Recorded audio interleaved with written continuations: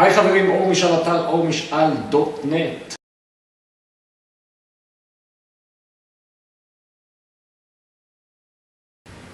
איך לגלות נשים או גברים אובססיביים באהבה.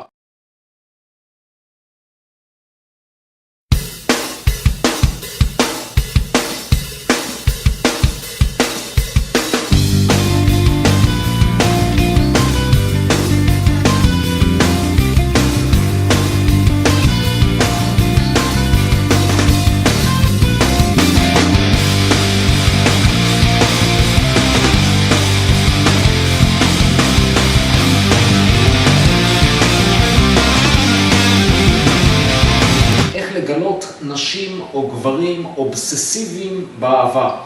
אובססיה כמונח זה לעשות פעולה מסוימת בצורה כפייתית, בצורה מסיבית, סוג של כפייתיות מסוימת על אובייקט חי ונושם כמו בן אדם, או פטיש מסוים, הצמדות לדבר מסוים כלפי אובייקט דומם.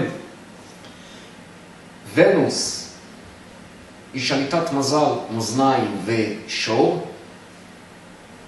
כשהיא יושבת בשור או במאזניים, אז היא נמצאת במקום הטבעי שלהם, אבל לא תמיד היא נמצאת במקום הטבעי שלהם. יש אנשים אני אתן את הדוגמה הזאת על נשים. אישה שיש לה ונוס במזל הקרב, היא תהיה אישה מאוד מאוד מאוד אובססיבית כלפי בן הזוג שלה. וזה לא משנה אם בן הזוג שלה זה החבר שלה, או בעלה, או זה שהיא יוצאת איתו עכשיו. אם לגבר יש ונוס במזל הקרב, אז אותו גבר יהיה מאוד אובססיבי כלפי בת הזוג שלו, וזה לא משנה אם בת הזוג שלו היא אשתו, חברה שלו, או כל גורם כזה או אחר.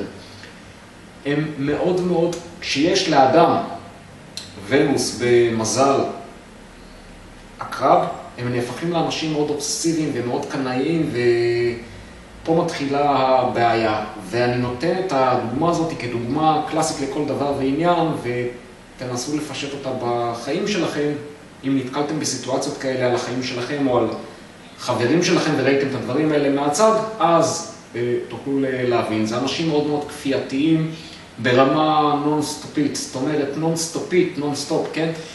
זה בא ואומר, איפה היית? מי זאת הייתה? מי שלח לך עכשיו אס-אם-אס? עם מי דיברת עכשיו? זה ברמה שהיא חופרת. תראי לי את הטלפון שלך, אני רוצה לראות עם מי דיברת עכשיו. זה ברמה שהוא נשוי לה או חי איתה. מה שכן, כשוונוס נמצאת בהקרב, זאת ונוס מאוד מאוד אמינה, ואומנם היא מאוד מינית והיא מאוד מאוד חרמנית. להפך, הוא יכול להיות גם בצד השני מאוד מאוד חרמן ומאוד יצרי ומאוד מיני. הדוגמאות האלה שאני נותן פה זה לשני המינים, כן? שלא יהיה פה איפה ואיפה, אני אומר ונוס, כי מדברים על ונוס כנקבה, אבל ונוס בהקרב יכולה להיות לזכר, וונוס בהקרב יכולה להיות לנקבה, והם אנשים מאוד מאוד אמינים בתוך מערכת יחסים זוגית. הבעיה היא האובססיה בתוך הקשר עצמו, שזה לפתוח מגירות, וזה להגיע בצורה כפייתית למשרד ולעשות הפתעה לבן הזוג, לראות אם יש לו איזה מישהי מהצד, וזה לבצע מעקבים סמויים וגלויים. עוד פעם, זה מאוד משתנה ברמה הסוציו-אקונומית ובסוג המעקבים ובסוג הקשר ובטיב הקשר. והמצבי קנאה והאובססיה האלה יכולים להיות גם הרסניים.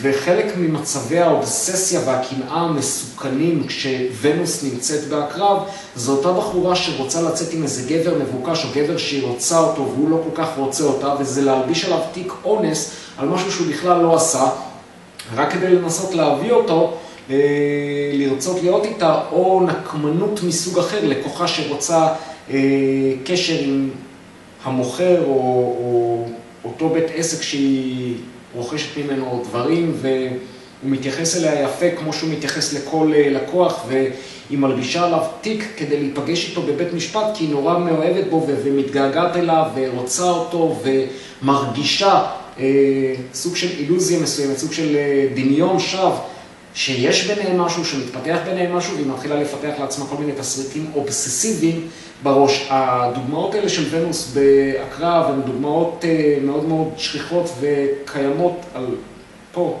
זה יכול להיות גם בקרב זוגיות עסקית.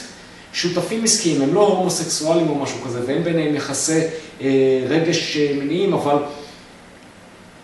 הוא רוצה בלעדיות, והוא נותן בעצמו, כי כשוונוס נמצאת בקרב היא נותנת את הנשמה מעצמה, כמה שהיא רק יכולה כלפי הצד השני, אבל הבלעדיות הזאת יוצרת סוג של כפייתיות דרמטית וכפייתיות לא בריאה לשני הצדדים, ומי שזה קיים לו במפה, עדיף שידע מזה, יביא את זה לידי הכרה כלפי עצמו ויטפל. בדבר הזה ניתן לטפל בזה ולטייל את האנרגיה הזאת לכיוונים חיוביים. רבותיי, עד לסרטון הבא, שהולך להיות הרבה יותר מעניין, אני מאחל לכם הרבה הצלחה, והעיקר, שיהיה במזל.